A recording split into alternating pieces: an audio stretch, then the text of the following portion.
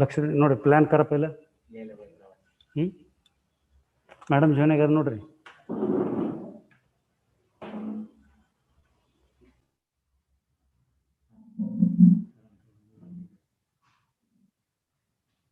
Good evening, sir.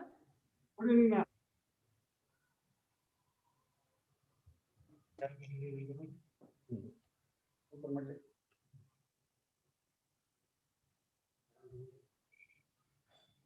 Share screen.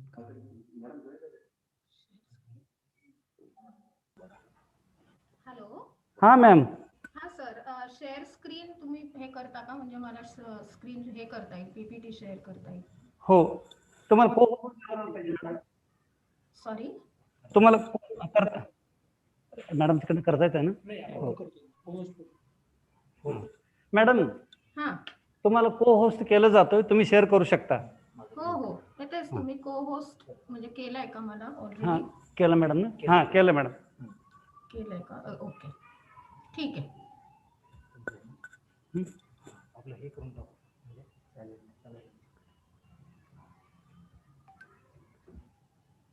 सुरू झाला नाही का? दिसते का तुम्हाला? हो मॅडम. हो हो. ओके. जाधव सर होई ना? अँकरिंग कुठं येत आहे?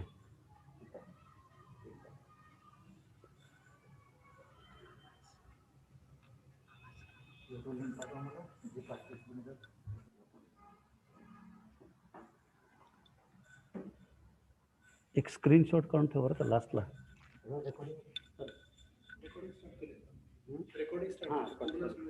हो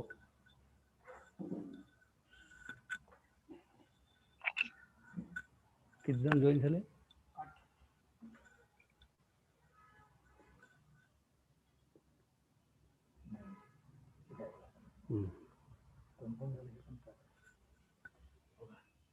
मी सके मार्टिन शिवराळ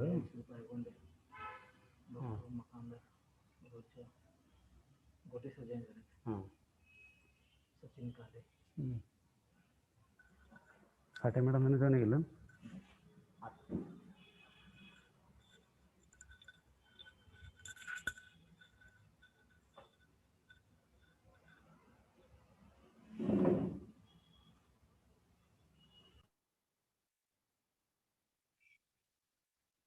आता पण बोललो सगळे ऐकून.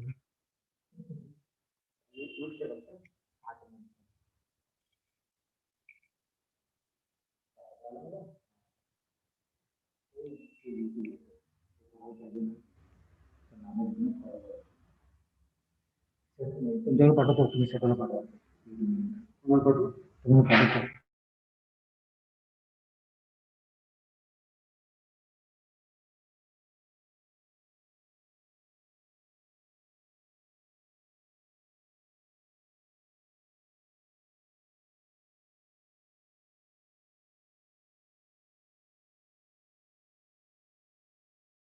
बघा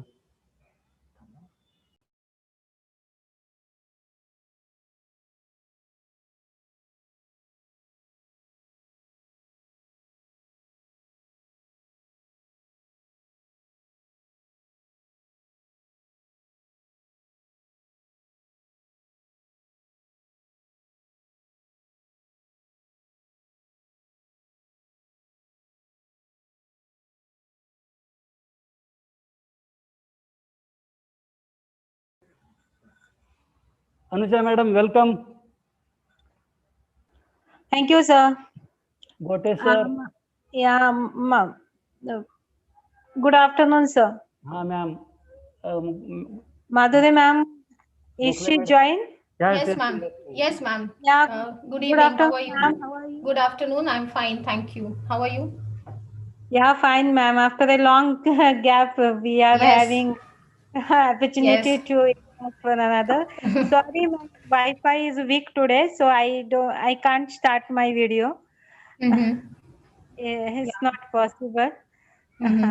It has been quite some time that we met. I think it was in Latur. After that, we Yeah. didn't meet. Yeah. And even the weather is not good today. No, in Pune also it has been pretty bad. In fact, it rained yesterday. Yeah, in the morning only the rain started here also. Mm-hmm. And due to that, the internet speed is not also good. Mm-hmm. Yeah, that's why I am not, I can't start video. Mm-hmm. But nice to listen you, and it's a great pleasure to have you with us today. Thank you. Thank you very much. Yes, ma'am. Maitri sir. Hello. Yes, sir. Yes, ma'am. Thank you for giving us this golden opportunity to listen, ma'am. Yeah. Jointly, it is a joint venture, ma'am, to learn the new things. Yes, sir. Yes.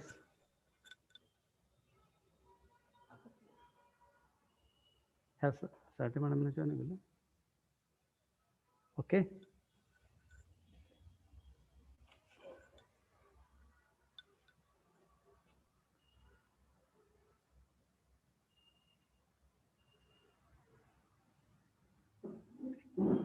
हाँ, join ಆಗಿರಿ madam ರೀ. Madam ಅದರಲ್ಲ.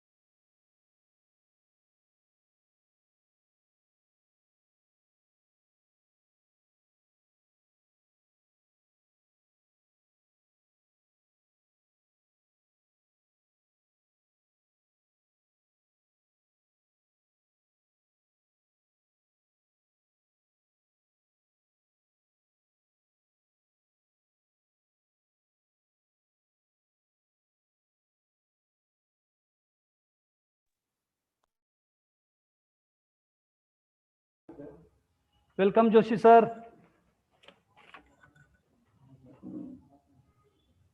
Hello, Professor Piddi. How are you? How are you? Thank you to join. Okay, my pleasure.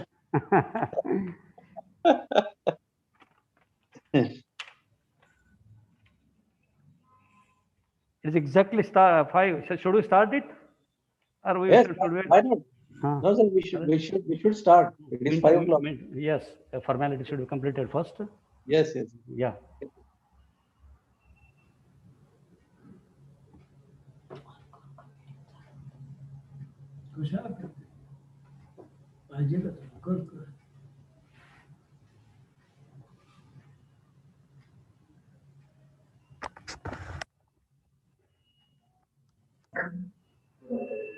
Good afternoon, dignitaries and participants.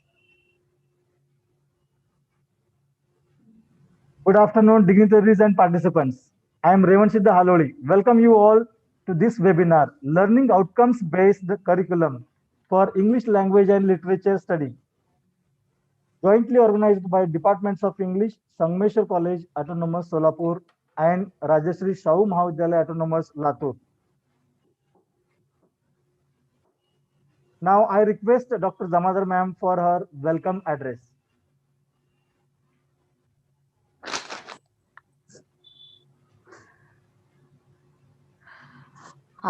Very good evening to all.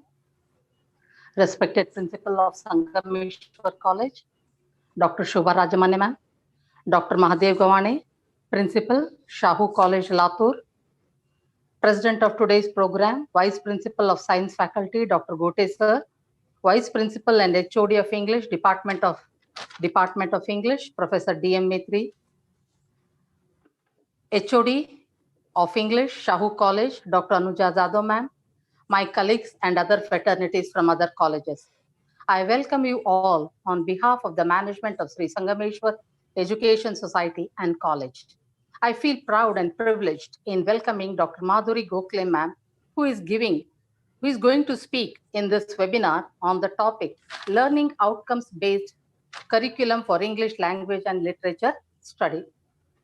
Sri Sangameshwar College is one of the reputed and oldest in Solapur district. More than 7,000 to 8,000 students get their education here. We have undergraduation in arts, science, commerce, and also professional courses like BBA, BCA, and BCS. We have PG courses for English, Hindi, political science, psychology, sociology, and commerce. We feel esteemed that our college has been given autonomous status from the academic year 2020 and 21. Being an autonomous college, we are thriving to inculcate quality education. In doing so, we need to expertise ourselves. Our management supports and motivates us in organizing such academic and administrative programs to boost our morale and to develop qualitatively. I extend a warm thanks to the management and staff of Shahu College for collaborating and helping us all the time. I once again warmly welcome you all for this webinar. Thank you. Thank you, ma'am. May I request HOD English, Mr. Dhanappa Metri sir, for his concept note.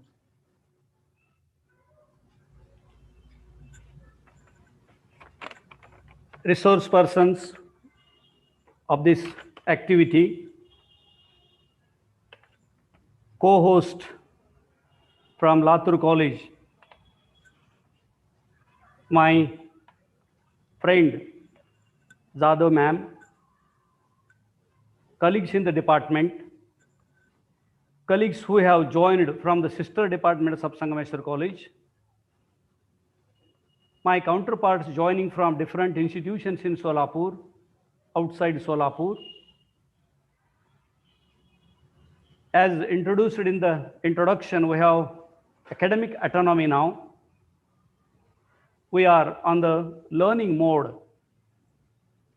As a result, we visited different colleges, prominently Ferguson College and Shahu College, Latur.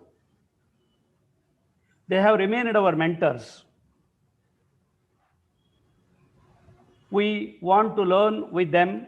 We want to grow with them. They have welcomed us with open arms. We have learned many quality lessons from them. The learner is supposed to own certain attitudes, knowledge, abilities, proficiency.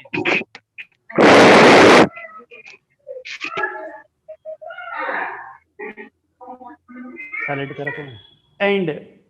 it is rarely happening in liberal education system. The students are turning lethargic because they are rarely part of the learning activity. As a result, they are not fit for their successful career. As a result, intelligentsia in India is mulling over outcome-based education, and the UGC has taken the steps. Under the outcome-based education, the curriculum is carefully constructed and the outcomes are decided. As a result, there is a path fixed for the graduate. The institution should have graduate attributes, program outcomes, program specific outcomes, course outcomes, specific outcomes of the course also. We want to learn all these things. British Council has a survey and they have come to the conclusion that learning English language and literature in India is charming, it's losing its charm. We wanted to learn this outcome-based education, so we were in search of a research person who have already implemented this concept. We found an expert in Madhuri ma'am, and we decided to consider Latur College too as our partner in extending our experts to the other institutions. So we have decided to organize this webinar and inviting the scholar having exposure to international education was our aim, and it is fulfilled in the form of Madhuri ma'am. This activity will be useful to those who already know the concepts. Their ideas will be strengthened, and those who are new, cutting across the disciplines, even in study of language and literature in other languages, this webinar will help the institutions, individuals, and the departments to change their approach to education. The institutions will go for outcome-based curriculum. The departments will go for the syllabus according to that one. And it will be clear to the learners what way the institution wants to take them. That will be a fruitful learning. Let us make English language and literature studies socially relevant in India with such activities in which we are going to introduce the fixed path of outcome-based education and outcome-based curriculum, so that our learners will be having a successful career to contribute in the development of the society and Mother India. With these words, I welcome Madhuri ma'am. I welcome faculties from Latur College and my counterpart Anuja ma'am. Let us see what things we will learn from her so that we can inculcate. We have concentrated on all three colleges which are autonomous. Guest is from Autonomous College, Latur College is autonomous, and we are there. We want to learn certain things which will be enjoyed in the name of academic freedom. With these words, once again, I welcome all of you. Thank you very much. Thank you, sir. Now it's time for introduction of the chief guest. I request Dr. Sati ma'am for the same.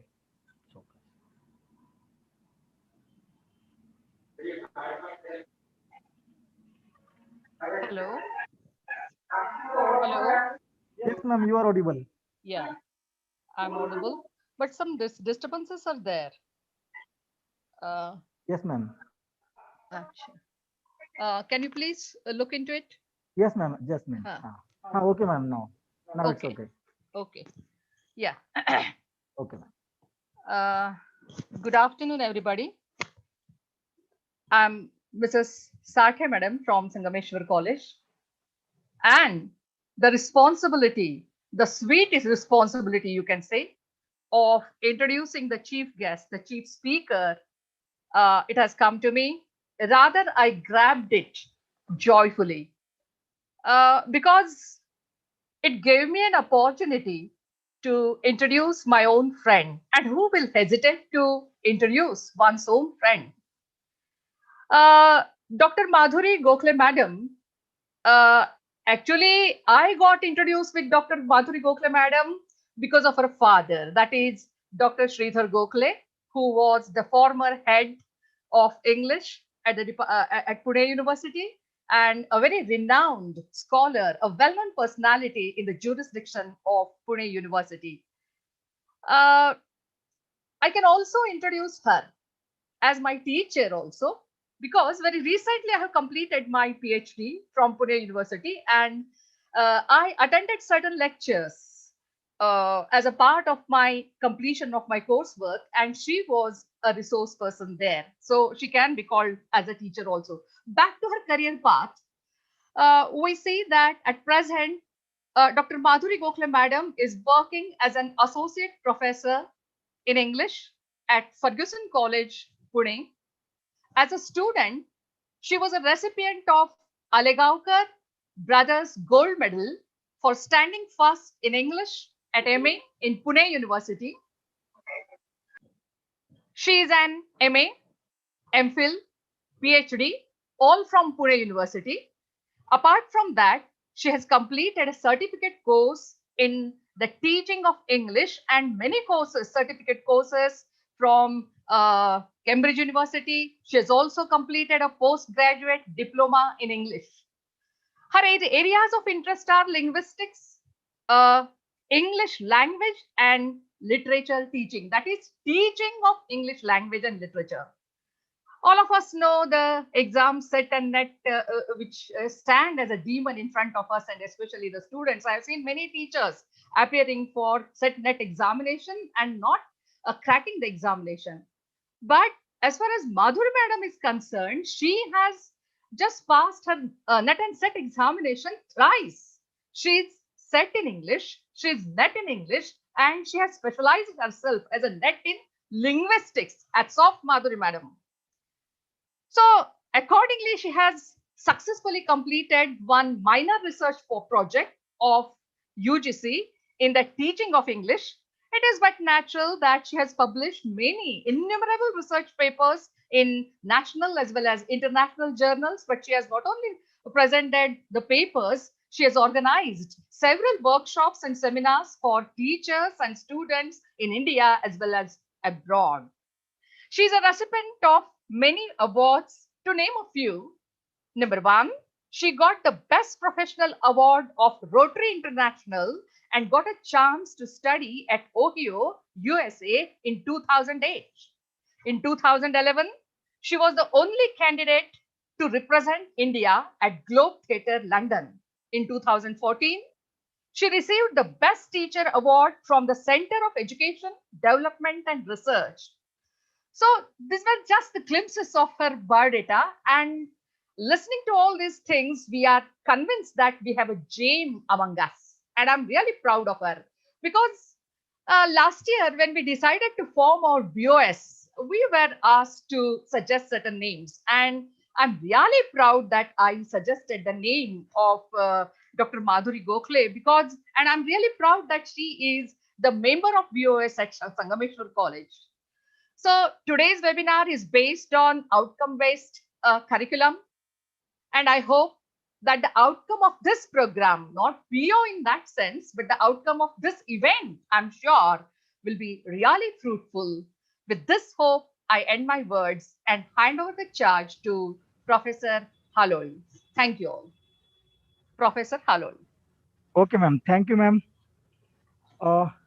Now, our president of the today's function is busy in his important assignments.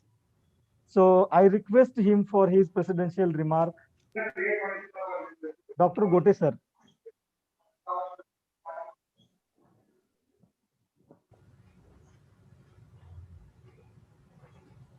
Dr. Gote, sir.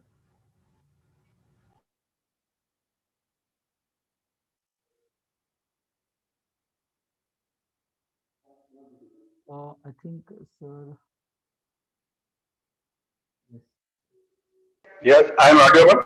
Yes, sir. Yes, sir. You are audible, sir. Yes, sir. Sorry for disturbance. Okay, sir. Sorry.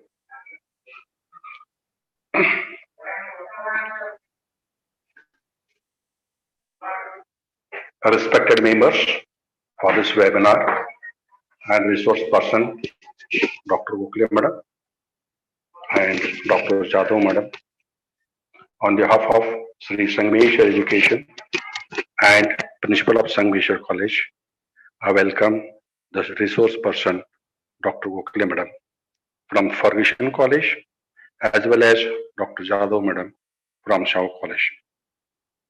Shaw College and Ferguson College are our mentors in the autonomy. The theme of the webinar is the needed of the hour.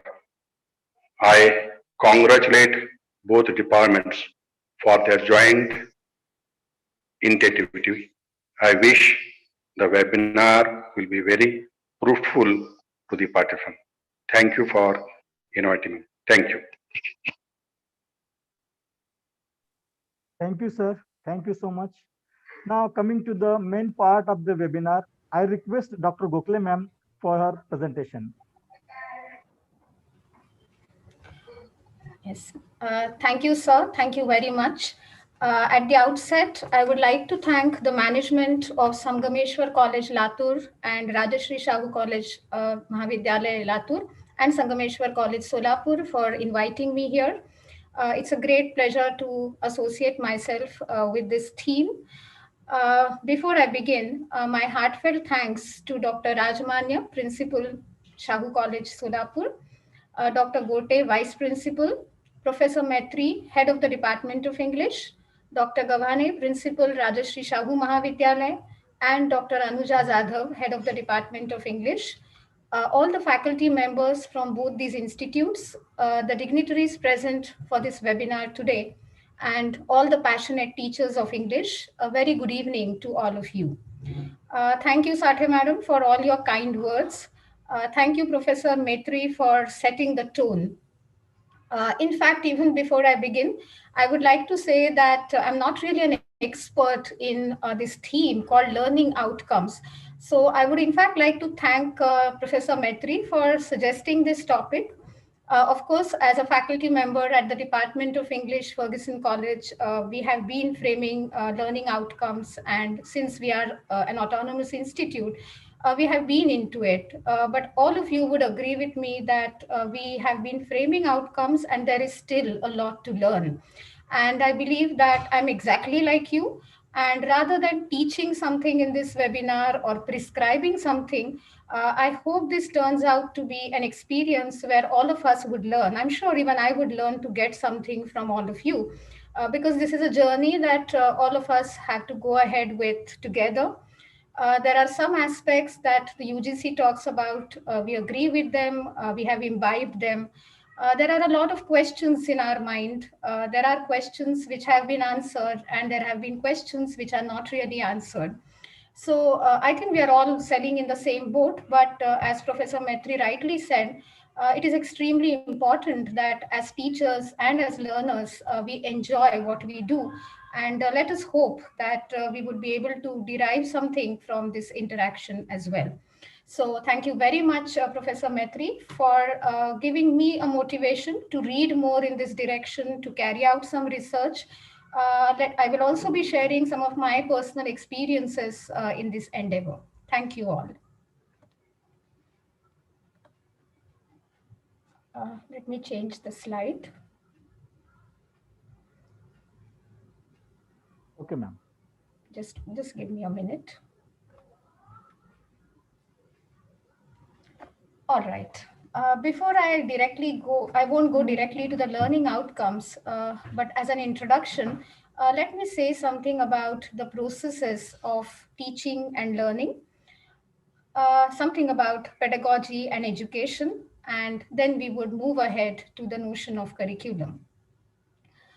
There are several definitions of the word teaching available in different books on ELT, and experts have defined them in their own way. This is how I define the notion of teaching.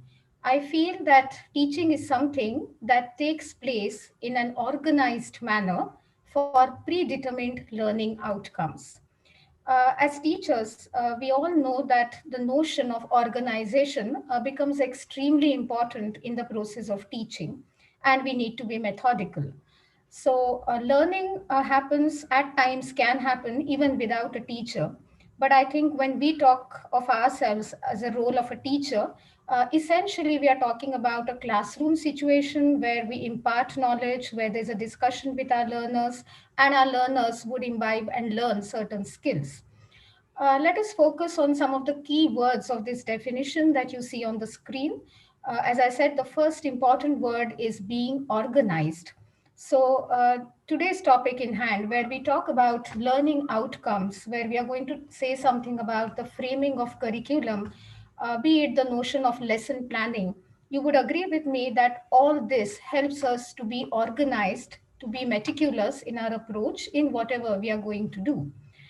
As a teacher and in the process of teaching, it is extremely important that we have some predetermined learning outcomes. So, as a teacher, we need to know beforehand as to what is it that I want to achieve at the end of this program. What are some of the skills and sub skills that I expect my learners to learn at the end of the program? Please look at the equation that I have given right at the top, and that's a very, very simple equation. But friends, that's not something that we can take for granted. What that equation suggests is that good teaching or teaching must essentially result into learning. So in other words, if there is teaching that happens, essentially learning should happen. Let us introspect and let us see the situation of the teaching and learning of English in India. Let us not think and talk only about our own respective college or institute.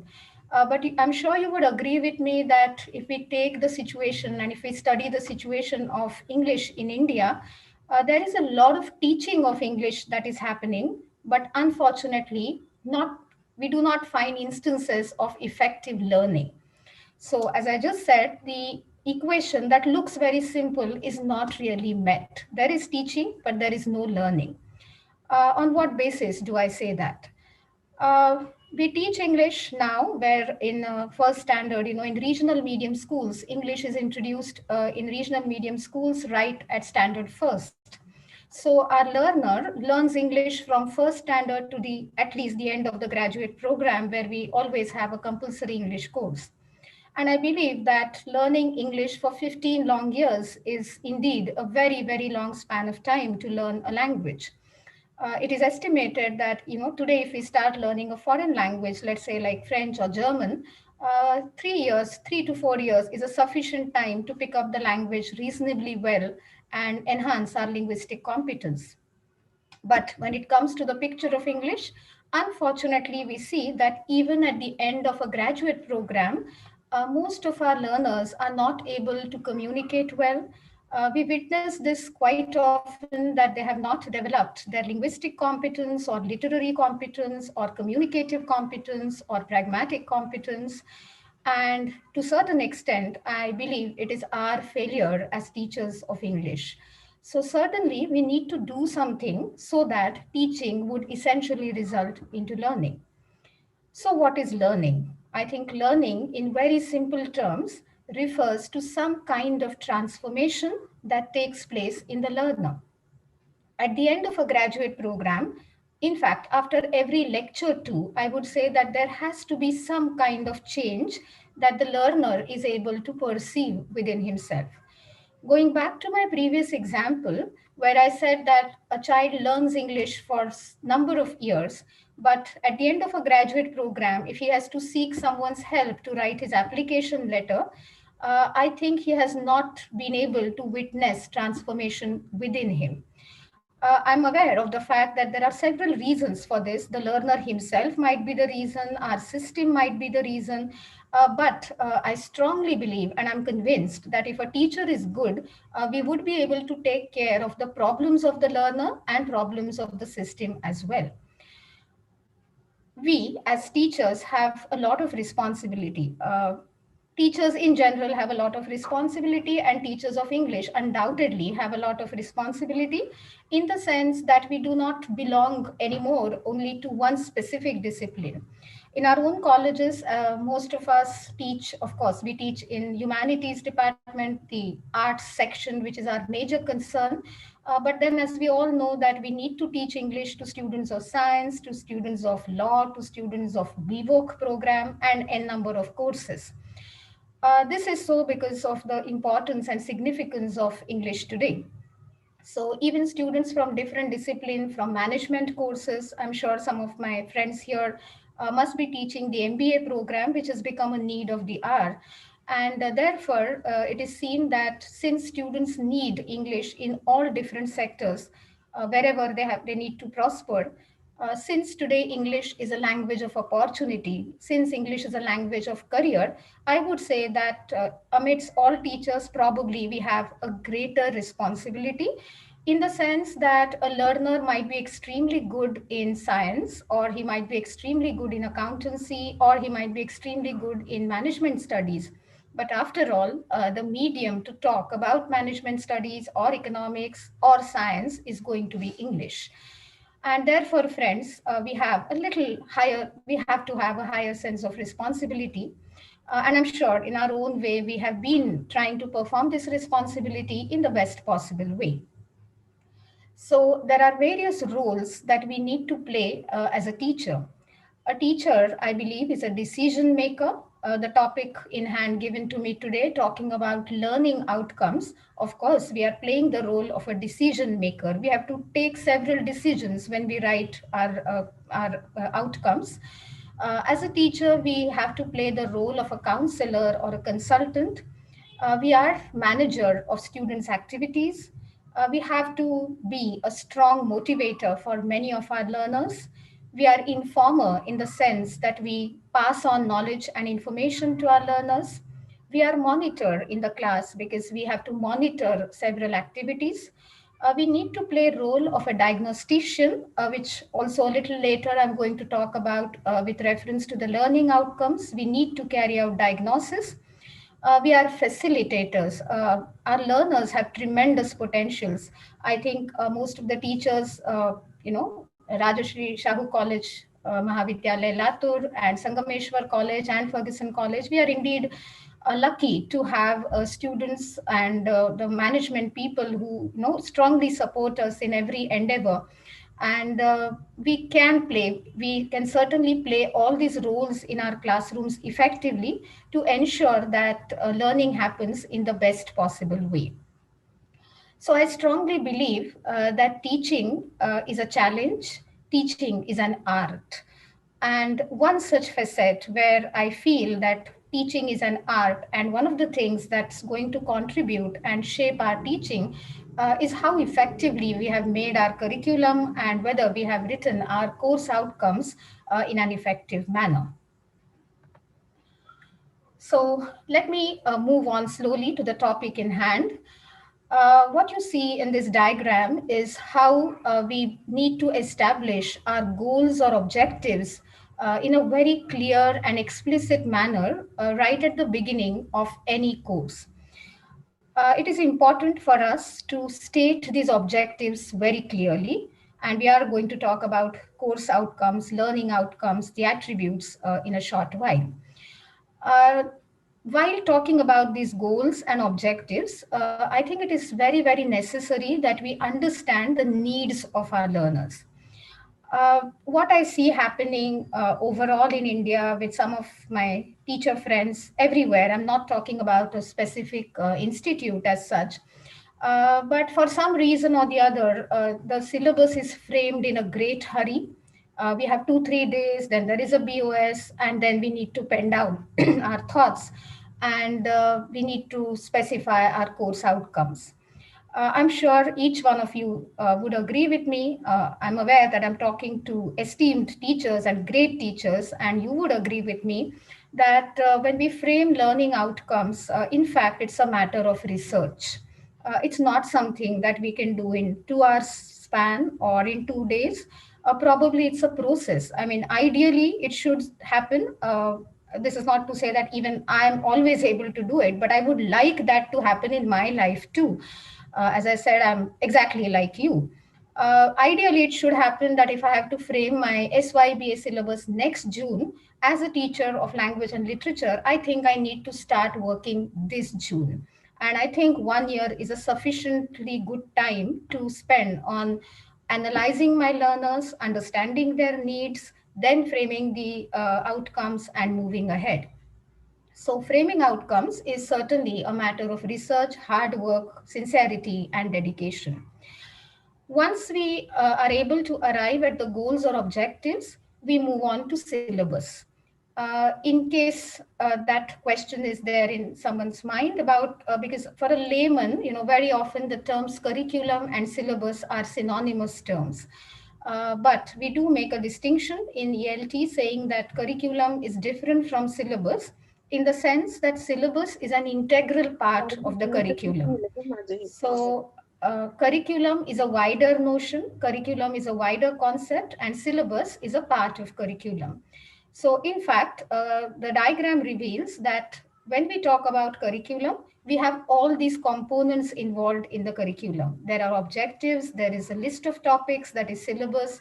It suggests the methodology to be adopted. It talks about the materials that need to be implemented, and it also suggests ways of evaluation. And of course, reading list and so on.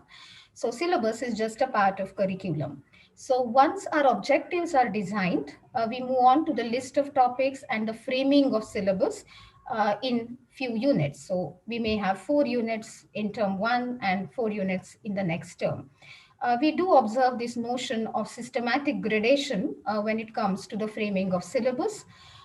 We would also think, we need to think as teachers of the appropriate methodology that needs to be adopted in order to cater to the syllabus effectively.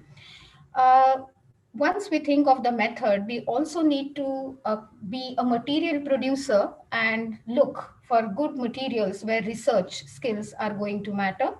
And last but not the least, after we do all this, I think evaluation is an important step in one sense, because as I just said, with goals or objectives, they can be set or they could be written only after we diagnose our learners' needs. So that's a kind of diagnostic test. And on the basis of diagnostic test, if we design our objectives, I think at the stage of evaluation, we are conducting an achievement test, and then the cycle is complete.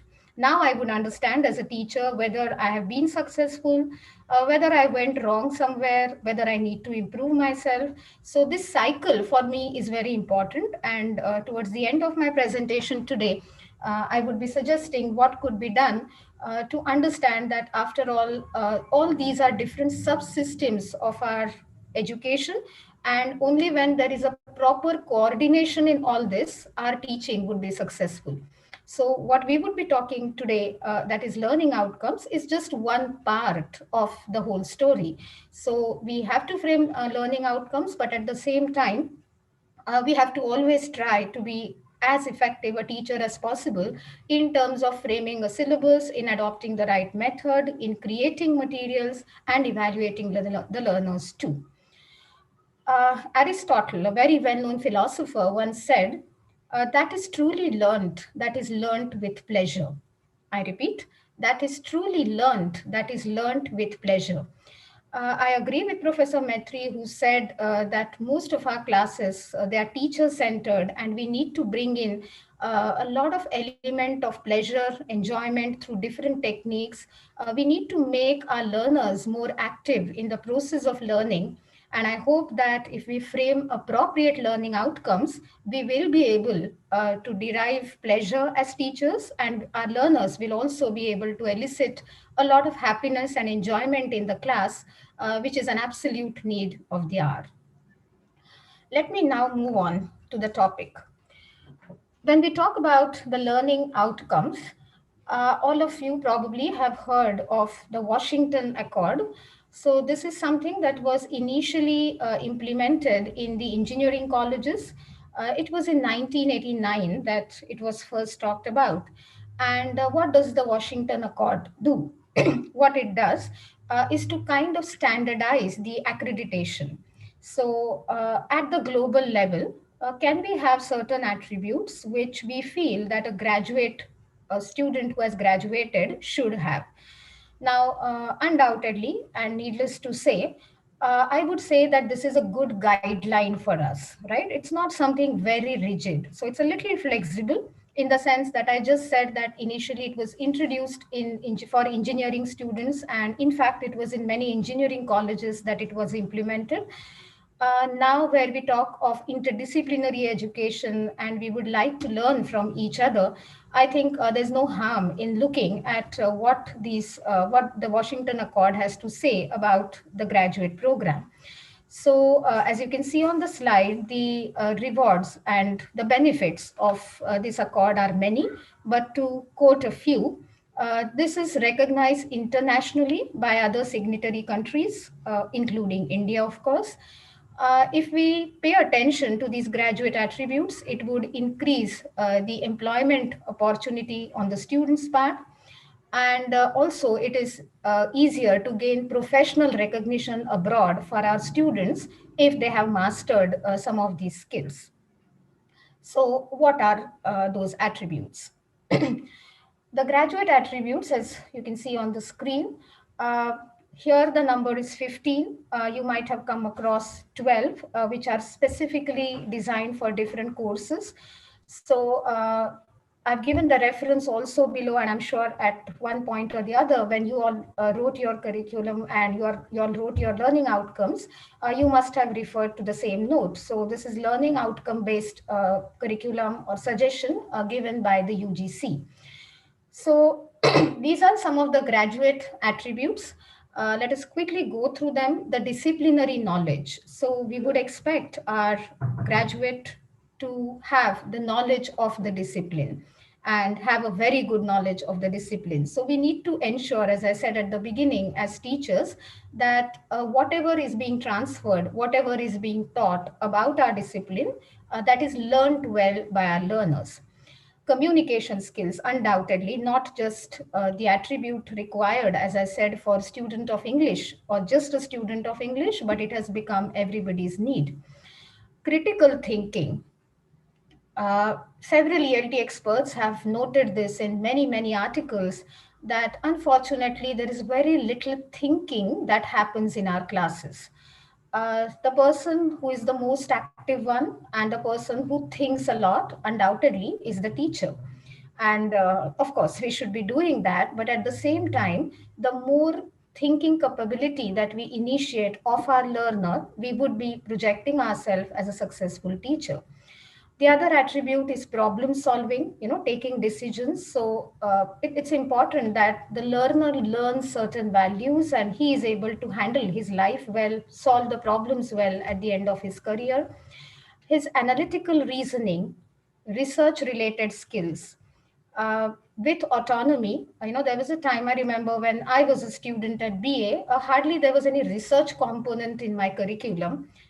It happened only much later, but nowadays it's possible to ask students to write projects, to think independently, to think of notions where they can combine certain disciplines. So at Ferguson, some of my students who are specializing in English but have psychology general.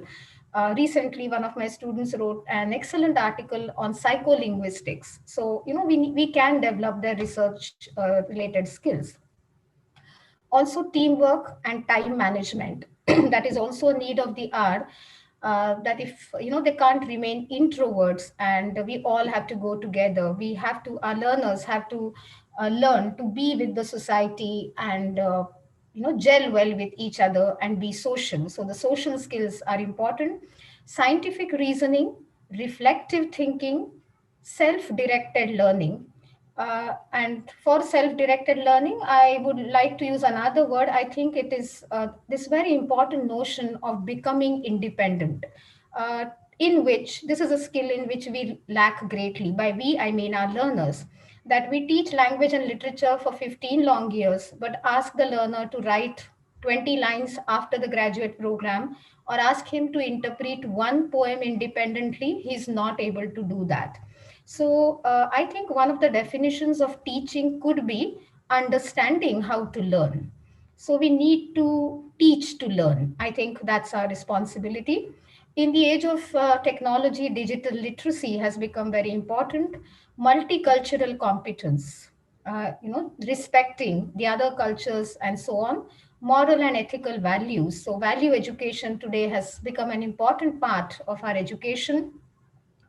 Developing the humanitarian approach, especially through several literary texts, we should be in a position to make our learners better human beings.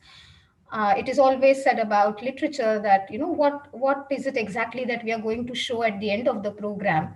uh, if we have people from science background and our friends, we often have this discussion that in science you can perform an experiment and reveal at the end of the experiment whatever we have produced. What do we do as teachers of arts or English language and literature? I think if we are able to create excellent human beings, we would be doing a great work, and each one of us strives for this endeavor. The leadership readiness and lifelong learning. So these are the wide objectives, the graduate attributes. Some of them, we would think about all these attributes in relation to the vision and mission of our college as well. And to the best possible extent, we would try to take our learners close to all these graduate attributes. Of course, through one single course or one single program, you can't be achieving all these attributes. But remember, they are called graduate attributes. So we are looking upon these attributes, we should look upon them as entire process. So if it is a 3-year course, a 5-year course, whatever it is, we are expecting that in a span of 3 years, in a span of 5 years, we should be able to reach and meet these graduate attributes. Let me spend some time on saying something about the Bloom's taxonomy of learning domains, which remains extremely important when we write our program outcomes, course outcomes, in fact, even when we frame curriculum, and also when we set questions. Benjamin Bloom was a very well-known psychologist. So this taxonomy or this classification actually comes from the domain of psychology. What Bloom suggests are 3 domains, as you can see: the cognitive domain, the affective domain, and the psychomotor domain. The cognitive domain refers to the intellectual capabilities or capacities, so that is related to knowledge or think. So they are all related to what is it that we expect our learner to learn. So number one, we expect him to get knowledge, we expect him to think, and that is the aspect of cognition, that's the aspect of understanding. Second, the affective domain refers to emotions and behavior, that is attitude or feel. So it's very important that from level 1, step 1, cognitive domain, we move on to the affective domain, where whatever knowledge we give, that has to change our learner's attitude for better. He has to become a better human being. He must start thinking in a positive way. He should develop a perspective. He should develop a point of view. So all this would happen in the affective domain. And the third domain, moving from affective, we have the psychomotor domain, which refers to the manual and physical skills, that is to do. So ultimately, I as a teacher, if I teach, but if at the end of the graduate program, my learner is not able to exhibit a good linguistic competence, he's not able to do anything via English, he's not able to perform in English, it means that I have not helped him or have not facilitated this process to reach the psychomotor domain. And that would be my failure as a teacher of English. So some of the very important points given by Benjamin Bloom in the learner's domain are these. I've just noted down some of the special features. One, it emphasizes that the learner should benefit from the development of knowledge and intellect, attitudes and beliefs, and skills. So let it be any program, any institute, rural or urban, anywhere in the world. what Bloom feels is that if as a teacher I do my duty well, or rather that's my responsibility as a teacher, that at the end of the program, this would essentially result into the development of the learner's intellect. He gains knowledge, his attitude becomes better, his beliefs are strengthened, and he acquires certain skills. Now, what skills he's going to acquire would obviously change. If it is English, it would be different. And if it is physics, it would be different. And if it is music, it would still be different. In all the three domains, categories are ordered in degree of the difficulty level. I'm going to show you how Bloom mentions these categories and talks about them. So essentially, we are expected to move from one level to the other. We can't actually move from 1 to 5. That's not a good idea. And the third one, an important premise of this taxonomy is that each category, what are these lines that I see on the screen? Okay.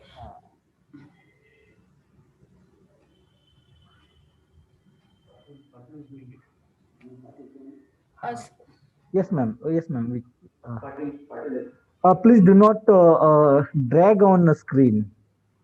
If you drag, it shows on that screen. So please do not drag.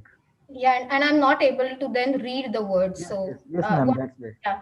Some participants are dragging line. Yeah, I could see that. Yes, I request all of you to, in case you want to take notes, or you can, note down your questions, and we will have a discussion at the end of this session. All right. So an important premise of this taxonomy is that each category, needs to be mastered before progressing to the next level. Because if that does not happen, as I said, then we would not be meeting the requirements of the taxonomy. This is how Bloom talks about the taxonomy.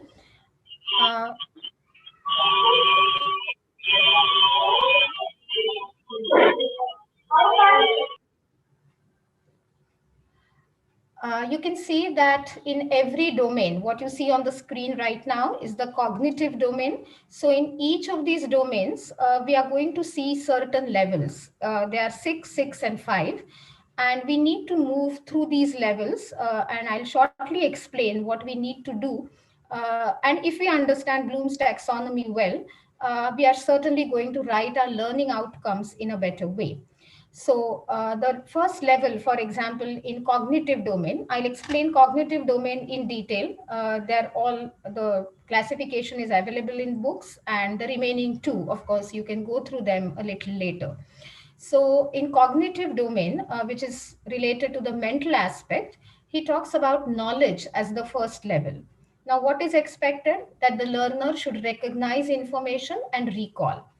In the third column in Bloom's taxonomy, you find a list of words. And these verbs, actually, what are called as keywords, can guide us and can help us to write our learning outcomes in a better way. So, if we ask a question like define something, now if our learner writes the answer, what we are testing is number 1, his knowledge, whether he has obtained the knowledge. So certain verbs, of course, I have not listed all the verbs. They are given by Benjamin Bloom. But just as a sample, I have written few verbs. So these verbs help us, or would help me as a teacher, to test the learner's knowledge. From knowledge, we move on to comprehension.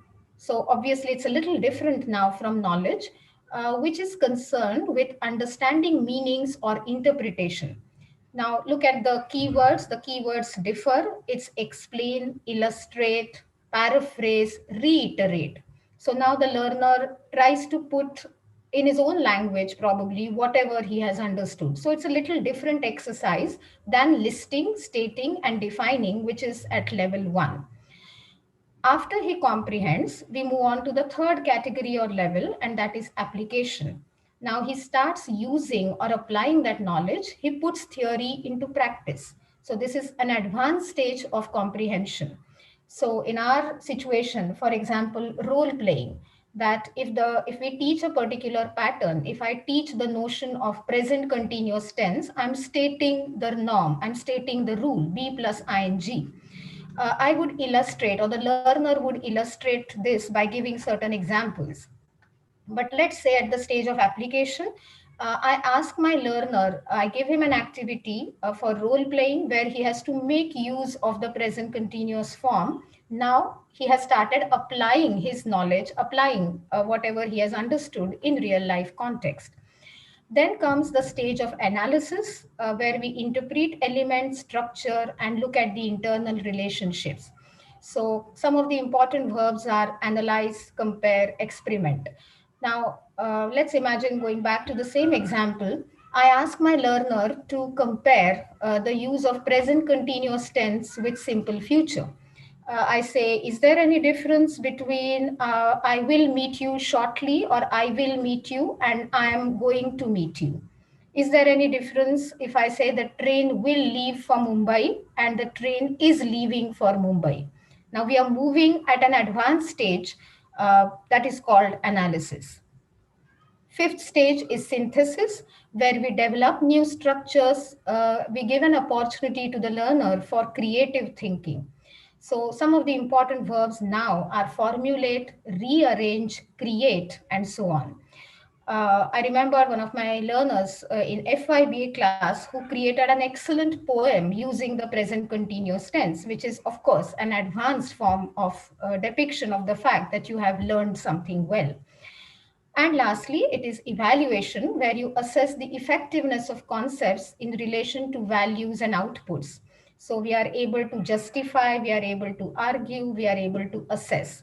So what Bloom suggests is that our curriculum should be framed in such a way where we take care of all these steps and essentially we move on from one level to the other, so that this can guide us in teaching, this can guide us in writing learning outcomes, and this can also guide us in the process of evaluation. A little later, I'll say something about this, but it means that when we frame, for example, at the moment, because of the calamity that we are all facing, when we frame the MCQ-based questions, most of our questions, it seems, are in line number 1, related to the aspect of knowledge: state, list, define, describe. But now, even when we frame MCQ-based questions, we need to think of whether we are moving and taking into consideration, can we consider all these different levels even when we frame questions, so that our evaluation would happen in a better way.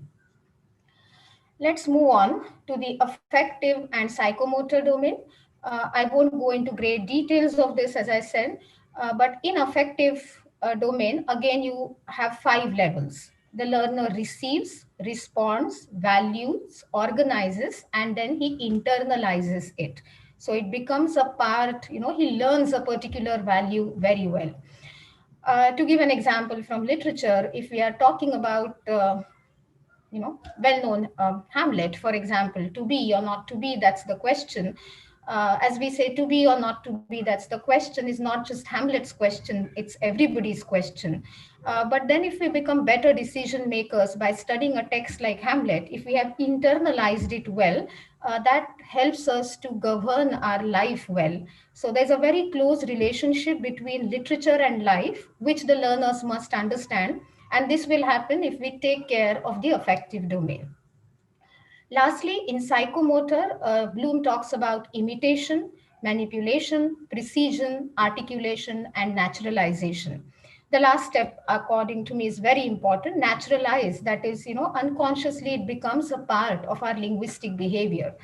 Right now, when I communicate with you in English, it happens in a very natural way. But of course, it must not have happened when I was a student of 11th standard or in school, where I was struggling with words and, the pronunciation and everything.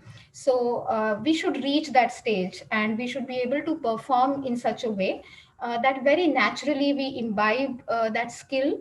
Unconsciously, we are able to execute it and we are able to do it in the best possible way.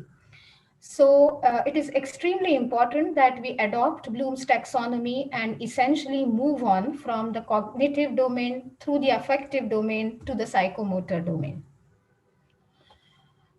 Let me now come to the program outcomes and the course outcomes.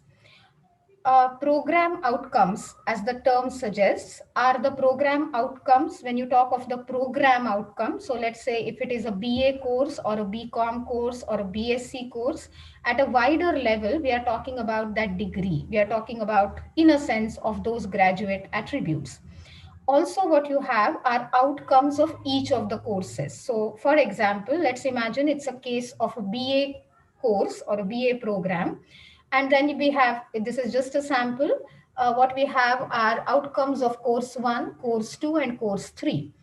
Now we can clearly see through this diagram that COs or course outcomes, they are an integral part of the program outcomes. So there is, they are not divorced from each other. In fact, they have to be mapped with each other. They have to be tuned well with each other. In other words, I think COs are attributes of POs. And in the process of writing, when we start writing our course outcomes, we need to pay attention to this aspect as to whether I'm able to meet at least some of the attributes and some of my program outcomes. It's not mandatory that for in one course, we would be able to meet all the program outcomes. In fact, that's pretty difficult. I'm going to give you certain samples or a direction in how it could be done. And I'm sure with more reflection, we all would arrive at better samples and excellent way of writing COs. For example, if I'm a TYBA teacher and writing my course outcomes for a paper like linguistics, and let's imagine these are the students who study linguistics for the very first time in their life, that is at TYBA special level. You can see here, I've said CO 1, 2, 3, 4, 5, 6. Usually it's a guideline that if we have a paper for 4 credits, we write 6 outcomes. Now, as a teacher, even when I heard this for the first time, a question came to my mind that why? I mean, what is so very golden about 6? But when I read the document closely, it says write 6 to 8. So that's a suggestion, I guess, given by UGC. I don't think we commit a crime if we write 5, provided that we have written our course outcomes well. Now you can see that there is some kind of progression in this example. The first one, I have written comprehend some of the important terms in linguistics. If you remember our Bloom's taxonomy, the cognitive domain, the very first part was knowledge and then it was comprehension.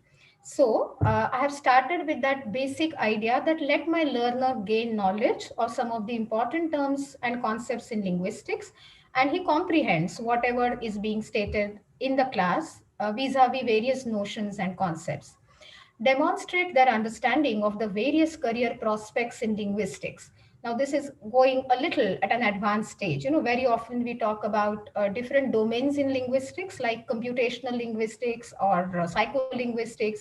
So if my learner does something or demonstrates his understanding, I think he's going close to the third stage of analysis. In CO3, we have analyzed and interpret different kinds of texts by making use of the concept studied in linguistics. So let's imagine I have talked about the concept of syntactic parallelism in linguistics. Now my learner takes a poem and he is able to interpret and understand and talk about syntactic parallelism with respect to that poem. He has gone a step ahead in understanding the notion.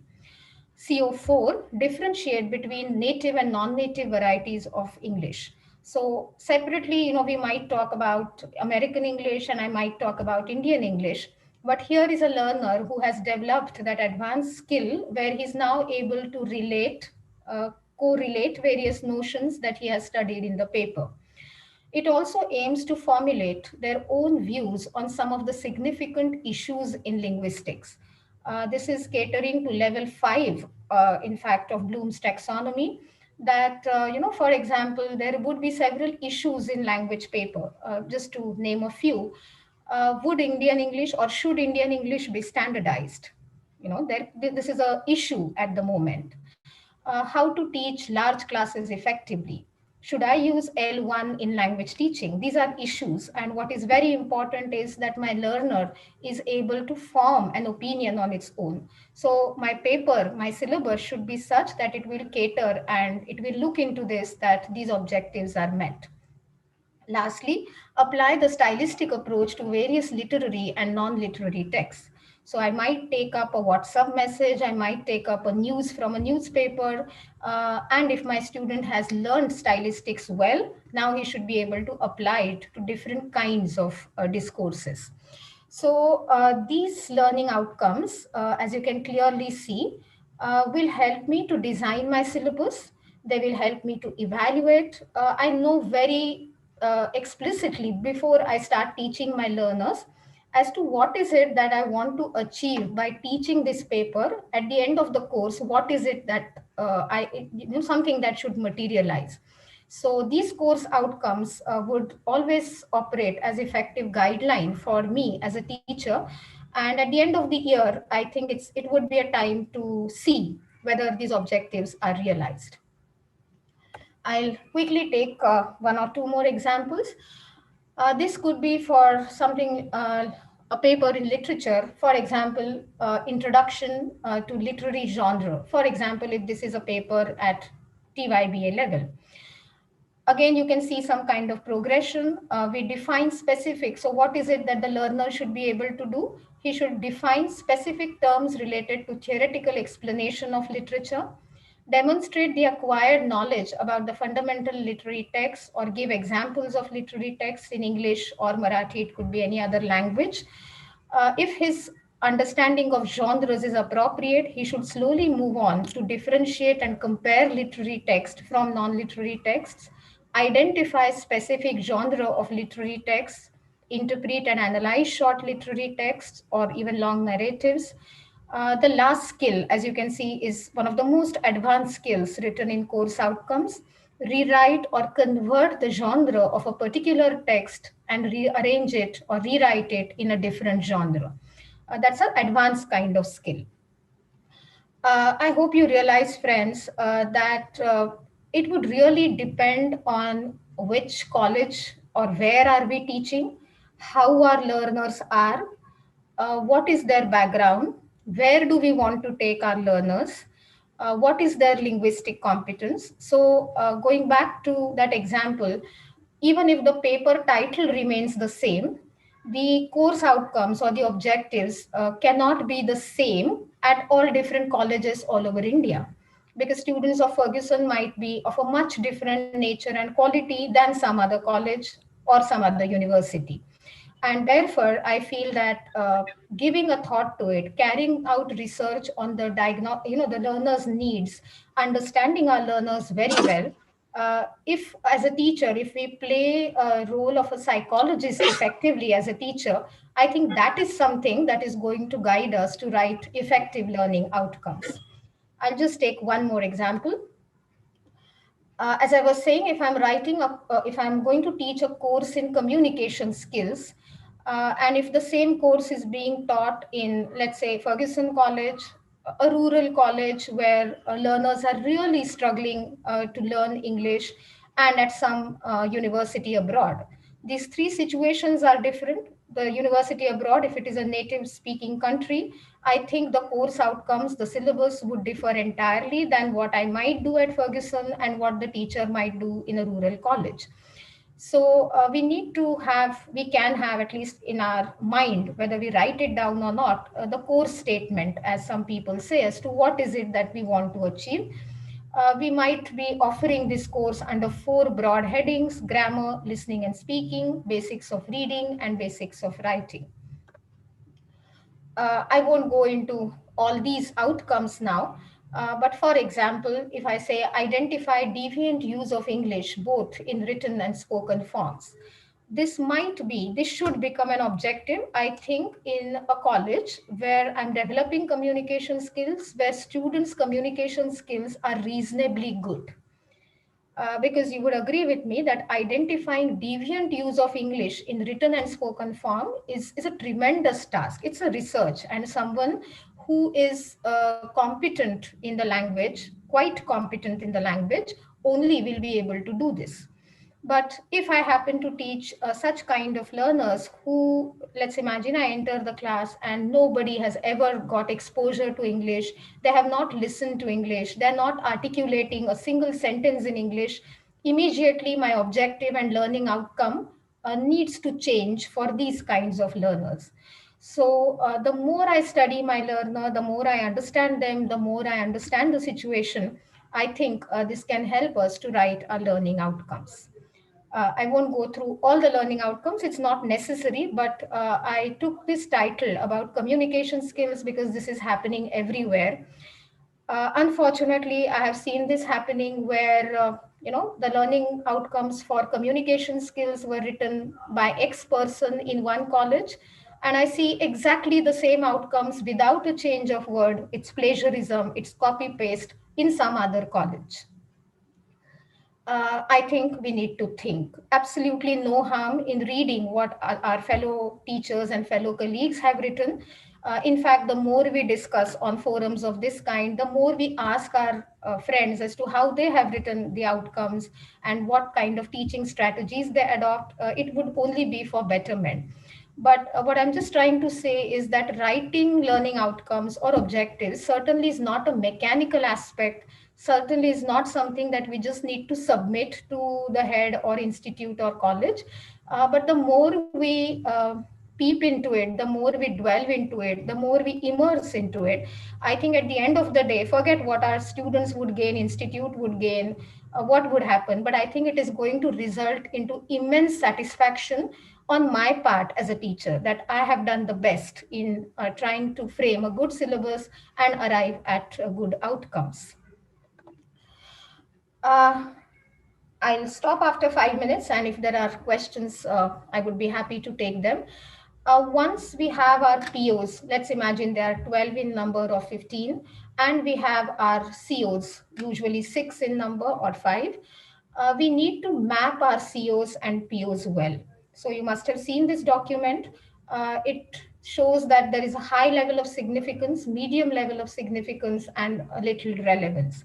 So as per our course, we need to see whether our outcome shows a high level of significance or little relevance. This is also something when I was preparing for this presentation that I saw that in many cases, teachers have written H everywhere. Maybe it looks good, right? We feel that, why write medium or why write little?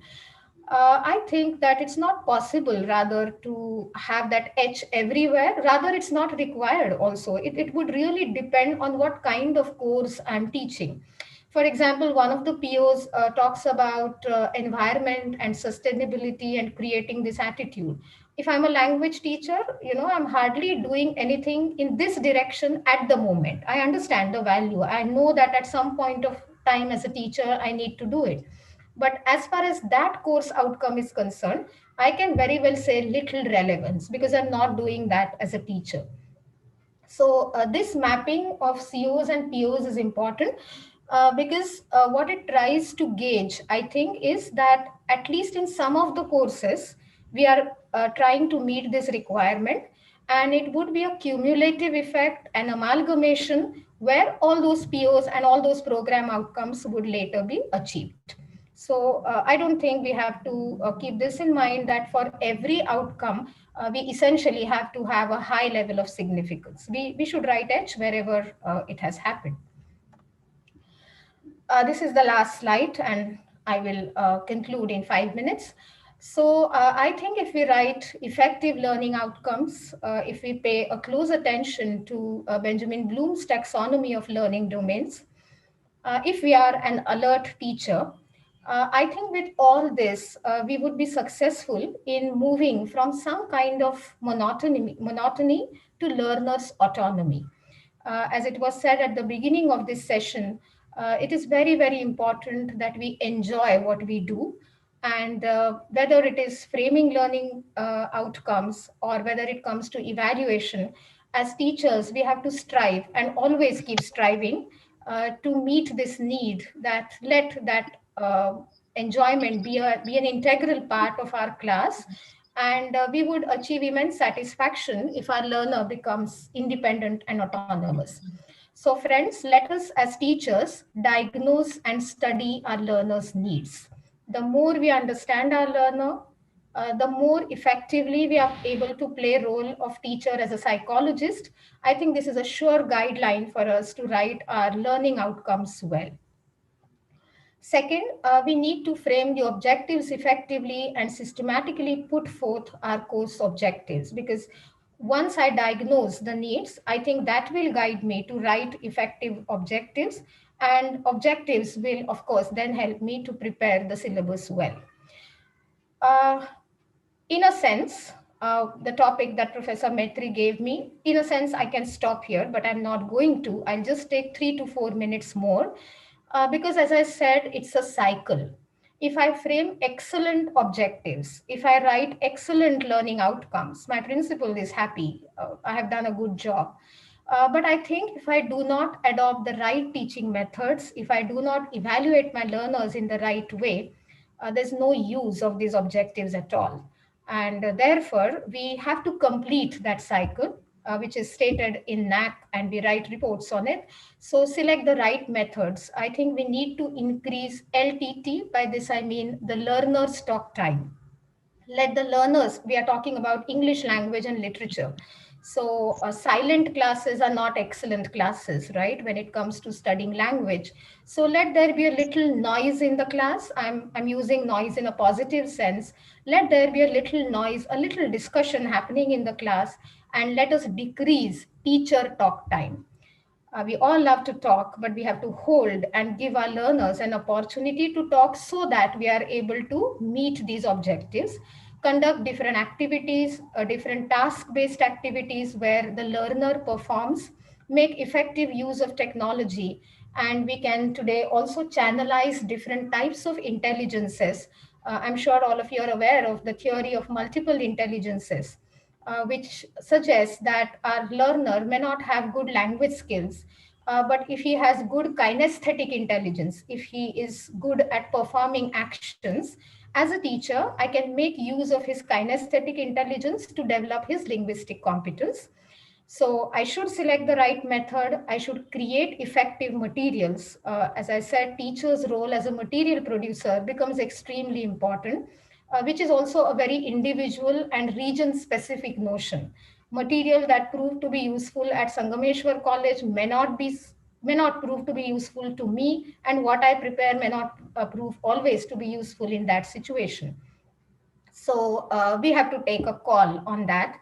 As a teacher, I'm sure at some point we have witnessed this wonderful thing happening, that our learners today, they are so competent, they have such a high potential that they also become material producers. It's indeed a privilege to teach at a college like Ferguson, where the closing percentage is around 95% these days. The last student in the class is 95%. I'm not focusing on marks, but what I'm saying is that they have become my partners in creation of materials. They have a tremendous potential. They teach me so much. So if this is so, then I must make use of their potentiality. Last but not the least, we must carry out methodical evaluation. Because if I frame good objectives, my outcomes are good, I adopt the right methods, but I do not evaluate my learners well, I think again I would fail as a teacher. So we need to understand the significance of formative evaluation, continuous assessment. Now those colleges, all 3 colleges here are autonomous, but whenever I've talked to my friends, at times they have said that the system doesn't allow them. They're not still autonomous and struggling. I would just say that a teacher is autonomous in the class, in the 4 walls. And even if the system, there might be one final exam. But if I take 4 short tests in the class, nobody can stop me from doing that. So at the individual level, we need to continuously monitor our learners' performance, setting different types of questions. It's a tremendous task. It's a very difficult task, I feel. Unfortunately, in India, it's all taken for granted that I cleared SET, as Satyam mentioned. But honestly, SET and NET have not helped me to become a good teacher, because as we all know, it's all a memory-based test. I might clear that and I may not do well in the class at all. So I really believe that we should have such teacher training programs where we are taught to set questions as per Bloom's taxonomy, meeting different kinds of requirements. We need to give feedback, because if we do not give feedback, if I just tell my learner 45 on 50 or 15 on 50, but if he doesn't understand his errors, this kind of teaching is not of any use. There is no use then, I think, of writing those learning outcomes till I give this feedback. I need to monitor the learner's performance. As a teacher, I'm aware that all this is very difficult because of our class size, because of the time framework, because we need to complete the syllabus. But still, I would say that whenever, wherever it is possible, to the best possible extent, I believe we should be doing this. So as teachers, I think the last 5 verbs, again, I'm writing verbs because I have been with Bloom's taxonomy for the last 4 days. Let us introspect. I think as teachers, before we go to bed and whenever we have delivered our lecture, we need to introspect as to whether we perform to the optimum level.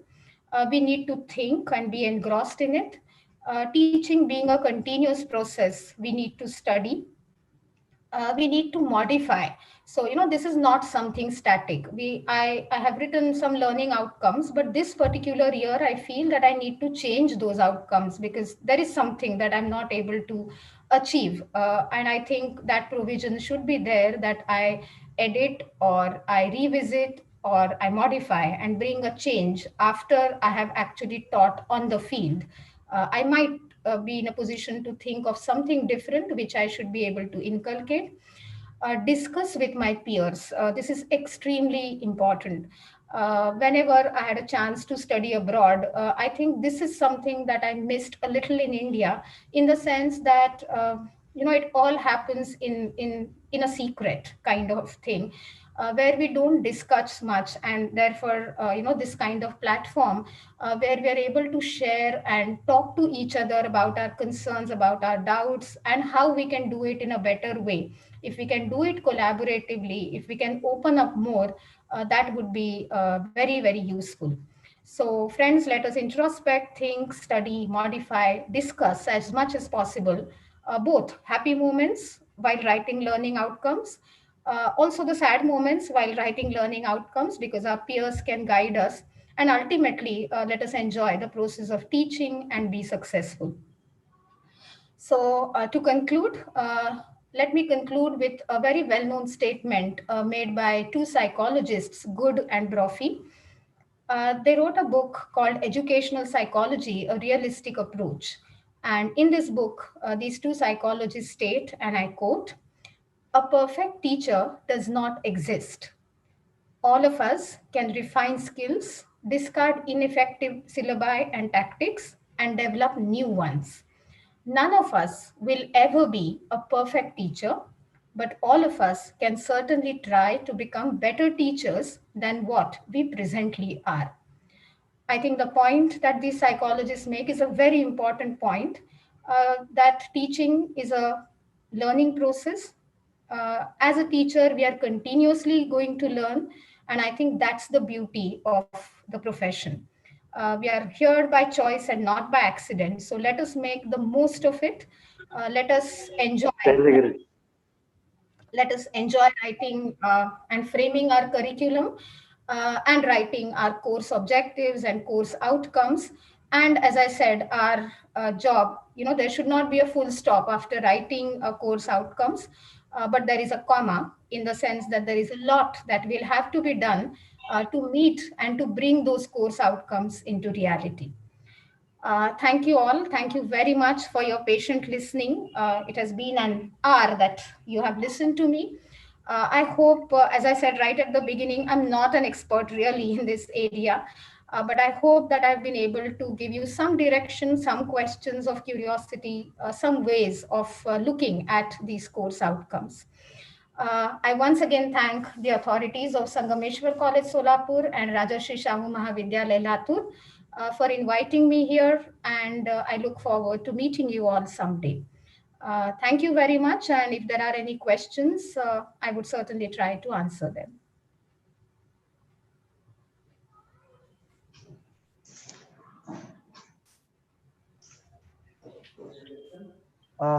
Thank you, ma'am. Participants, friends, may I request your questions, please? Ma'am, we have some questions here in chat box. Just may I read? Can you, sir, read them? Because Yes, ma'am, I will read. yeah. Ma'am, here one question by Santosh Maholkar, sir. Mhm. Please share your classroom experiences with us, doctor. Santosh sir, if you don't mind and if you can unmute yourself, do you generally mean a classroom experience or do you think of a particular situation? Because that's a wide question. Of course, I will answer it in my own way. Yes, Santosh sir, would you like to say something before I answer, so that I exactly answer, as per your question? When you say classroom experience, what exactly, sir, is it possible that Santosh sir unmutes himself and speak? Yes, ma'am, it is possible. Yeah. Okay, maybe there's some connectivity issue. Santosh, sir? I think he's not there. Okay, I'll answer the question. My classroom experience has been fantastic. I joined Ferguson College in 2010, but before that, I taught in a small college in Pune, Tikaram Jagannath College, Khadki, where I began my career. And all the students, were pretty weak in terms of their linguistic competence. In fact, the year I joined, I remember the highest in the class was something like 41 on 100. I taught in this college for 4 years, and I would say that experience has proved to be extremely useful to me uh, because I realized in the process of teaching that students were weak, but then they were sincere and they were motivated. So eventually, they did make a lot of development, and that proved to be a source of pleasure. So we need to boost their morale. We need to be with them. As it was said, we need to facilitate the process of learning. When I joined Ferguson, of course, it was a different kind of experience. I was teaching in a college where I studied for 5 years. So first of all, it always made me nostalgic, where once upon a time I was sitting there and now I was standing there. It has been truly a wonderful experience. So, as I said, students are extremely well read here. They're talented, they have a lot of potential, and it means that we need to perform and we need to perform well in every class. So, the experiences have been of a varied nature. Uh, as far as the classroom experience here is concerned, I would just quickly share that I have studied French for a period of 6 to 7 years. And actually, I would say that most of the techniques and methods that I picked up as a teacher about how to teach come from my teachers who taught me French, because I studied at Alliance Française de Pune, where right from day one till the end of 6 years, they do not use one single word from any other language. So that's a tremendous task. Here with English, there is this belief that we need to shift to mother tongue in the teaching of English and so on. But then that experience of learning French has immensely helped me to perform uh, in a way I'm doing today. And I hope that my students are able to derive pleasure. Thank you. Okay, ma'am. Next question by Alimer, sir. You can ask now. Yes, you hear me? Yes, ma'am. Yes, sir. Yes, sir. Thank you very much for the very wonderful presentation, ma'am. I really enjoyed your presentation. It was very fantastic. Thank you, sir.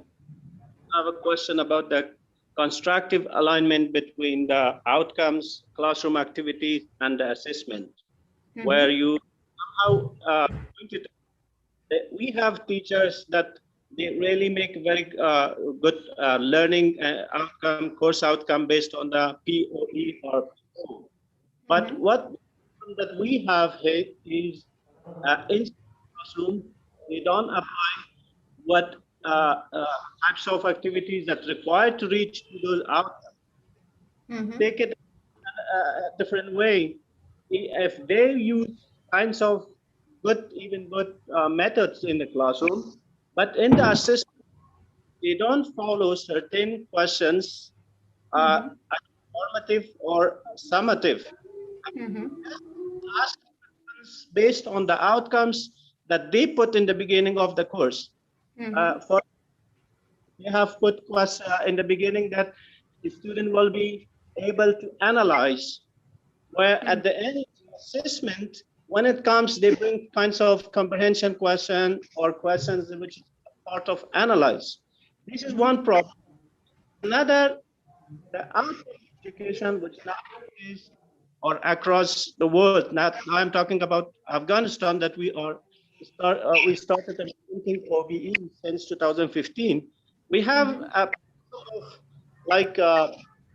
teachers, they don't take much responsibility because of the increased number of classroom size and also the workload. These are something that teachers are thinking it's too much for them to do rather than they used to do before. It's good for students that the students will benefit, but they think it's really difficult for them to have all these things. What should be done in this situation? If you can just put a light, Yes. ma'am. Yes, sir. Thank you for both these interesting questions. The first was about the fact that it's written in learning outcomes, but doesn't really go on to the level of evaluation. I agree with you, sir, that at the level of evaluation, in fact, as I said, we really need teacher training programs on a large scale to understand how to set questions and how to frame them and so on. But what could be done is that now if we keep in front of us Bloom's taxonomy and the various keywords and the verbs that he suggests. In fact, most of our question papers, you would agree with me, are just of the what kind, like, what is so and so, define so and so, and, where they might get engaged in rote learning and that's it, that we are testing. So it's a need of the hour that we move on from simple to more complex kinds of questions. I'm not saying making them difficult, but I'm saying we need to make them more practical oriented and test their application. So just to give you an example, where I showed some of the course outcomes that I wrote for a linguistics paper. For example, one of the outcomes which began with defining or comprehending, let's say, certain concepts related to linguistics, that was one of my course outcomes. Now, one of the possible questions could be, let's say, define the notion of register, which is fine if a learner, might learn it by heart and reproduce it. But if I stop there, I think there is a problem at the level of evaluation. Let me move ahead and let me frame a different kind of question. Now, if I say that I'm giving you a sample, try to identify the register. So the learner says this is register of journalism. And the learner also gives me what are some of the linguistic clues there, which help him to understand that it is register of journalism. I think I'm testing at a slightly higher level. If we give him a project where he takes up a particular register, so not everyone in the class is going to do that.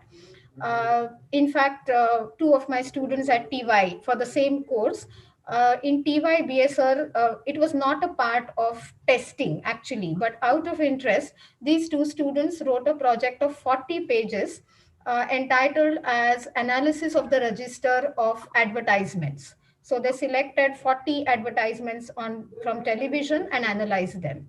So I think we need to become a little more open about our evaluation methods rather than saying that there is only a descriptive test. So let there be role playing, let there be collaborative activities, let them prepare a journal, let them write a project, interview someone, all these and many diverse ways of evaluation should become acceptable in our system. And then I think we would be able to meet many of those levels that Bloom suggests. Your second question is about the teacher's concern and worry, which is genuine and which is true, and that is about the class size. In my own class, in my college, in a compulsory English class at the moment, I have 158 students. So, of course, it's a large class and a huge size. There are restrictions, no doubt. But again, I would say that what has happened, at least in the Indian context, I'm not very sure about Afghanistan, but these are the kind of numbers that we have in compulsory English class. And for a very long time, in different seminars and conferences and different forums, we have said that teachers are good, but because the class size is large, we are not able to perform. So the blame goes to the other agency. And I believe that as a teacher, if I have to face the large class anyway for next 20 years or so, let me change my techniques rather than blaming the class size. So, sir, I entirely agree with you that the number of methods and task-based activities, it becomes a little difficult. But my experience tells me that it is not impossible. It calls for some kind of time management, talking to students at time beyond the lecture hours, dividing them in different ways much prior to the class, and giving them opportunities where you tell them outside the class as to what is it that you're going to do. So maybe at a later stage, if you like, you can talk to me on the phone and I'll certainly talk about some of the techniques. But even in a large class, I see to it that I'm not the only one who lectures. In fact, I plan it in such a way that in a class of 50 minutes, I talk for 20 minutes and something happens for 30 minutes. Just to give you a quick example, if I'm going to teach a poem like Stopping by Woods on a Snowy Evening by Frost, I would inform two students well in advance that they are going to make a PPT on frost and talk about frost a week in advance. One of my students who plays guitar in an excellent way, I'm going to channelize his musical intelligence for developing his linguistic competence, and he kind of performs frost, and he is going to read out the poem loudly. There would be a group who discusses, and of course, I'm going to monitor all this and be a part of that learning process. So, to answer it in short, this calls for a tremendous sense on our part to become a better planner, manager, which I agree is very, very difficult. But I think I see no option but to try it and do our best. I hope I've been able to answer your questions, at least partly. And certainly, if there are specific questions, I would love to talk to you someday. Thank you. Thank you, ma'am. Thank you very much.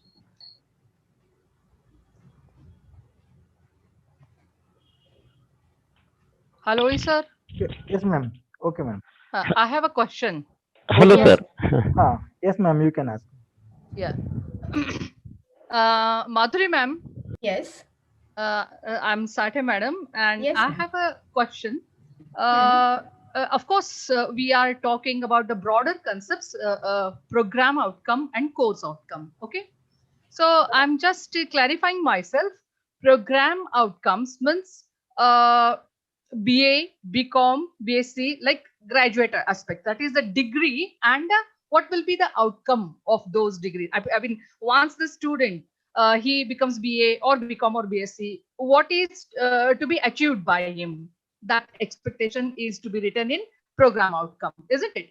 And course outcome means you said that BA English, okay, or BA Political Science, that will be course outcome.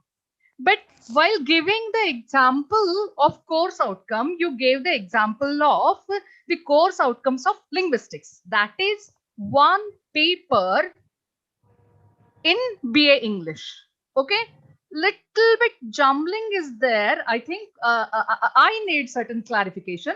Okay, so what exactly is program, and what exactly is course? Hello? Hello? Hello, madam. Ma'am, there is some slight problem with Gokhale, ma'am. Acha, okay, but I think I was audible. She Yes, ma'am. might You come are back. audible. You are audible, but there is a little problem. Okay. Electricity problem. There is some electricity problem. Ma'am Okay, said I'm this ready thing. to repeat the question because it is very important. I think everybody is, concerned about it. Yes, She ma'am. may come back. Just a minute, madam. Just within 2 minutes. You can ring her. Yeah, yeah. Yeah, will do.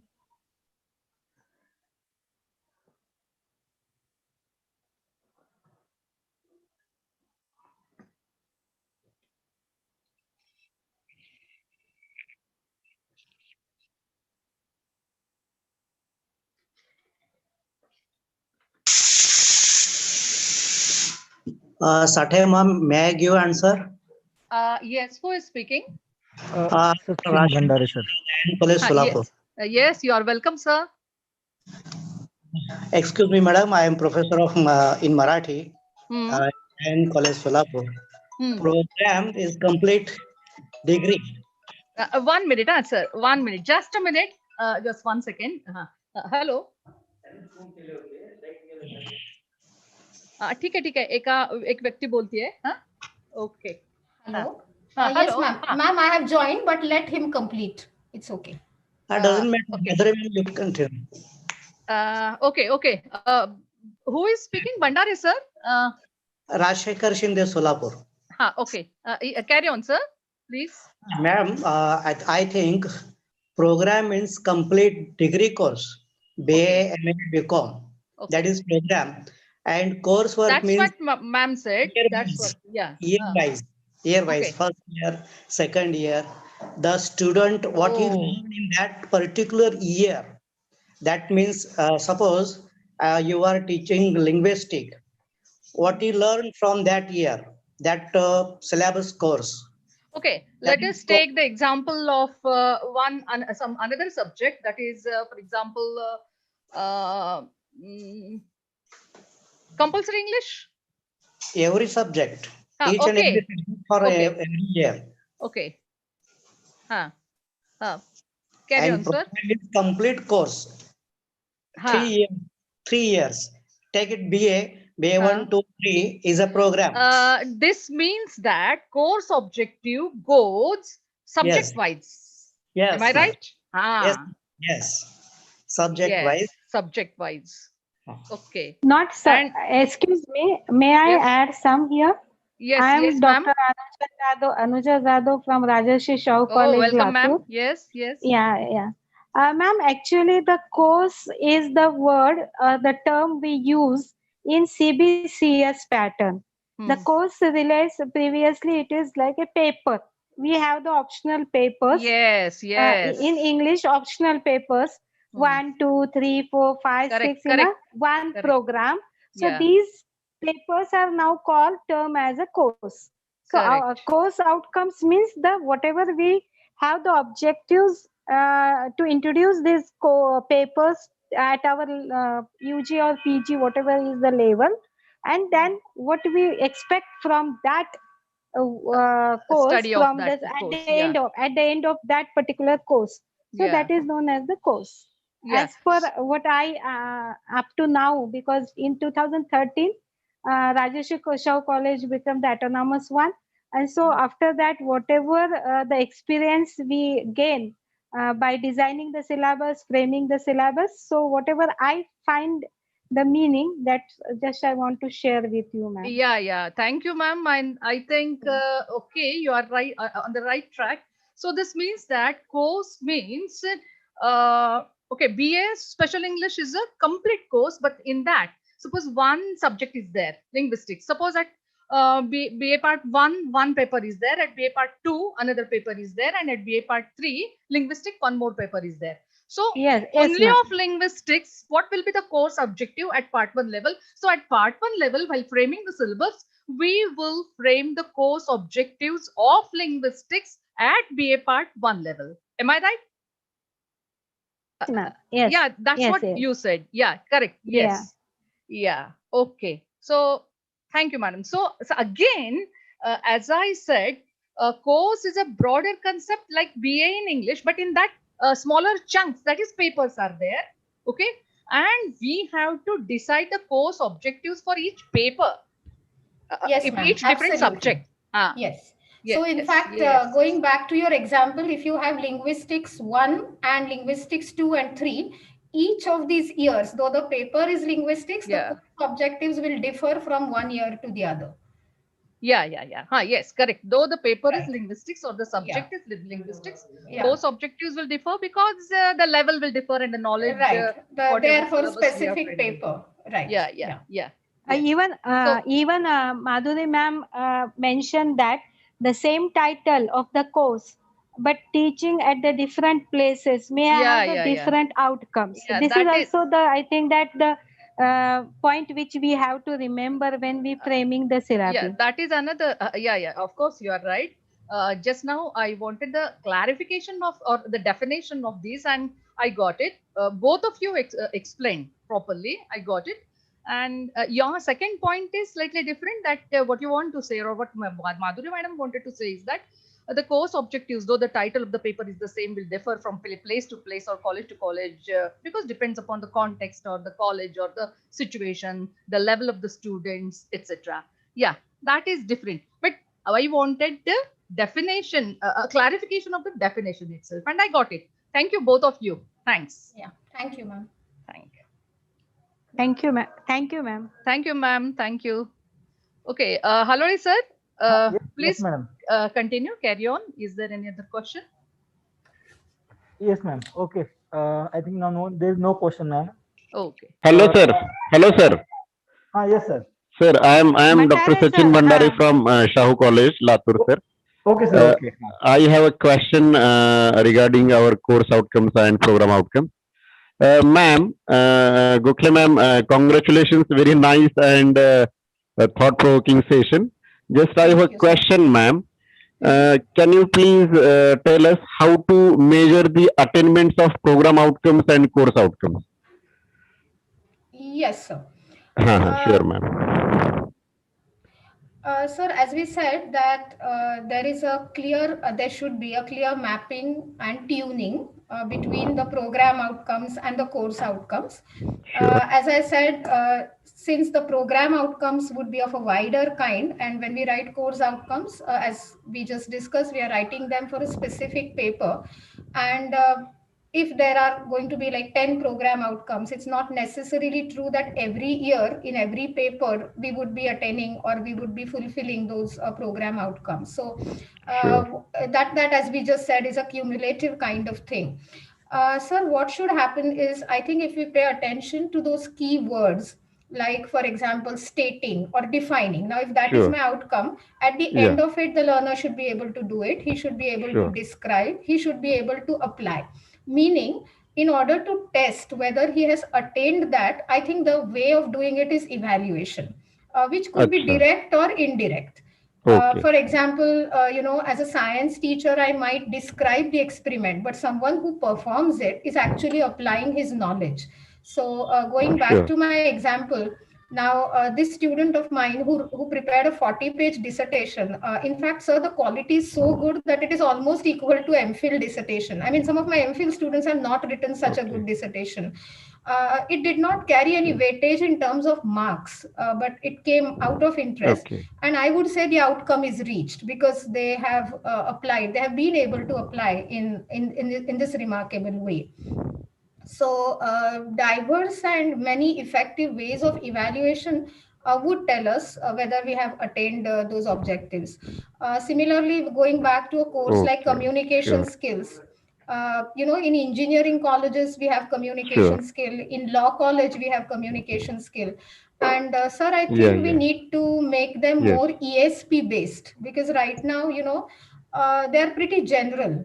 But then communication skill in arts college and engineering, we need to find out what their needs are once again, so that we are able to Sure. Yeah. Okay. Sure. Yes. Thank you, ma'am. Thank you very much. Yeah. Thank you, sir. Thank you, sir. Thank you, ma'am. Thank you. Now, may I request my colleague, Dr. Makanda, sir, for his vote of thanks. Thank you, sir. Am I audible? Yes, sir. A very good evening to one and all.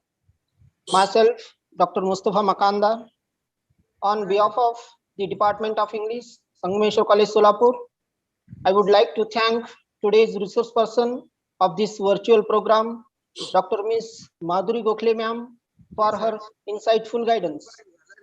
I extend my sincere gratitude to President of this webinar, Dr. S.D. Gote sir, Vice Principal of Faculty of Science, who has always motivated and supported us.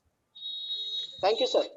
I also thank Dr. Mahadev Gawane, Principal of Rajarshi Shahu Mahavidyalaya, Autonomous, Latur. I also thank the Vice Principal and Head of the Department, our college, our department, Mr. Dhanappa Maitri and Dr. Anuja Jadhav ma'am, Rajarshi Shahu Mahavidyalaya, Latur, for guidance for the successful program.